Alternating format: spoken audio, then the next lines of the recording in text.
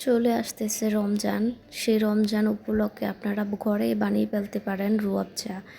তো দেখেন আমি রুয়াবজা বানিয়েছি, মাশাল্লাহ অনেক সুন্দর হয়েছে আর খেতে অনেকটাই মজা হয়েছে। তো আপনারা যারা যারা রুয়াবজা বানাইতে চান বাসায়, আমার রেসিপি ফলো করে অবশ্যই এভাবে বানাবেন, ইনশাল্লাহ ভালো হবে। তো প্রথমেই হচ্ছে আমি কিভাবে বানাবো চলে যাচ্ছি ওই পর্বতে। তো প্রথমে হচ্ছে আমার যে ফুল ছিল ওই ফুলগুলি ছিঁড়ে একটা বাটিতে নিয়ে নিব। আর ফুলগুলি যাতে ভালো হয় ওই দিকটায় খেয়াল রাখবেন। আর ফুলটা যাতে দেশি হয়, ফুল হলে এইটা ফুলের যে রঙটা কম আসবে, সেই দিকটায় খেয়াল রাখবেন। ভালো ফুল নেবেন, ভালো ফুল হলে রং ভালো হয়। তো যাই হোক, আমি ভালো করে ধুয়ে নিচ্ছি। ধুয়ে এখানে আবার কেটেলে একটু গরম পানি বসিয়ে দিয়েছি। আর একটা পাত্রের ভিতরে ওই গরম পানি ঢেলে দিলাম। ঢেলে আস্তে আস্তে করে আমার যতগুলি ফুল ছিল সবগুলো ফুলের পাপড়ি দিয়ে দিয়েছি। দেখেন, একটা জিনিস ভয় পাবেন না। প্রথমে আমিও এটা নিয়ে অনেকটাই ভয় পেয়েছি। প্রথমে ফুলগুলো দিলে কালারটা একটু নীলচে কালার হয়, এটা আস্তে আস্তে করে রং ধারণ করে। তো সেই জন্য আপনি একদম 5 মিনিটের মতো, 5 থেকে 6 মিনিটের মতো বয়ল করবেন। বয়ল করলে আস্তে আস্তে দেখবেন কালারটা ফুলের পাপড়ি থেকে কালারটা মানে সরে যায়, চলে আসে পানিতে। তো আপনারা এইভাবে আস্তে আস্তে একটু করে করে নেড়ে দিবেন। 5 থেকে 6 মিনিট জাল করবেন আর পানিটা ওই পরিমাণেই দিবেন।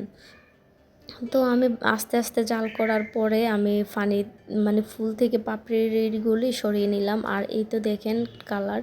আর আমি এখানে একটু মিস্টেক হয়ে গেছে, আমি একটু কালার ইউজ করছি। আপনারা চাইলে কালার দিতে পারেন, আর যদি কালার দিতে না মন চায় কালার দেবেন না।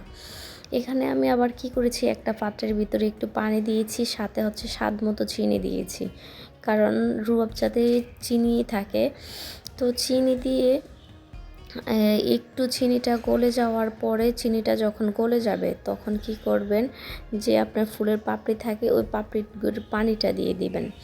আর এখানে হচ্ছে লেবুর রস দিয়ে দিবেন। লেবুর রসটা দেওয়ার কারণ হচ্ছে চিনিটা যাতে দেখেন যখন হয়ে যাবে, মানে রুয়াবজা হয়ে যাবে, তখন যাতে জমাট না বাঁধে, সেই জন্য লেবুর রসটা দেওয়া। তো ওই 1 চামচের মতো লেবুর রস দিয়ে দিবেন। আর লেবুর রস দিলে আর জমবে না। আমার একটু মিস্টেক হয়ে গেছে, আমি চিনির সাথে 2টা লবঙ্গ আর 2টা এলাচ দিতে ভুলে গেছি।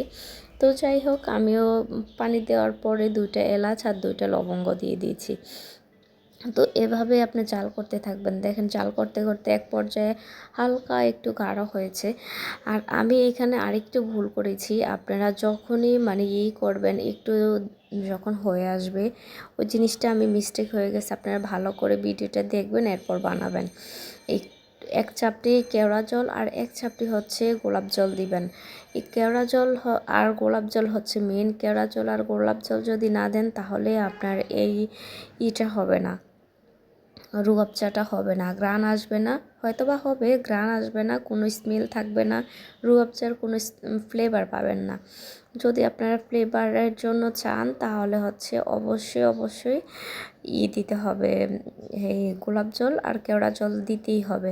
আর যদি যে না আমার ফ্লেভার লাগবে না, তো আমি একদম সাধারণভাবে বানাবো, এটাতে কোনো ভেজাল দিতে চাই না, তাহলে আপনার মতো করে। আর রুয়াবজাতে অবশ্যই গোলাপ জল আর কেওড়া জল ব্যবহার করতে হয়। যাই হোক, এখানে আমি রুয়াবজা শরবত বানাবো, সেই জন্য একটা গ্লাসে আমি রুয়াবজা ঢেলে নিলাম। ঢেলে এরপর দেন নর্মাল পানি দিয়ে ভালো করে নেড়ে নিলাম। নেড়ে দেওয়ার পরে দেখেন একদম মিশে গেছে। আর কালারটা কেমন আসছে আপনারাই বলবেন, আমি কিন্তু বলবো না, ভিডিওটা দেখবেন। এরপর আমি আইস দিয়ে দিলাম কতগুলি। আইস দিয়ে এখন দেখেন কেমন লাগছে। আমার হাজব্যান্ডকে প্রথম দিব, ও খেয়ে বলবে কেমন হয়েছে। আর কি, তো সবাই আমার ভিডিওটি দেখবেন, অবশ্যই ভালো থাকবেন, কেমন হয়েছে জানাবেন, সবাই বানাবেন আর কমেন্ট করবেন। আল্লাহ হাফেজ।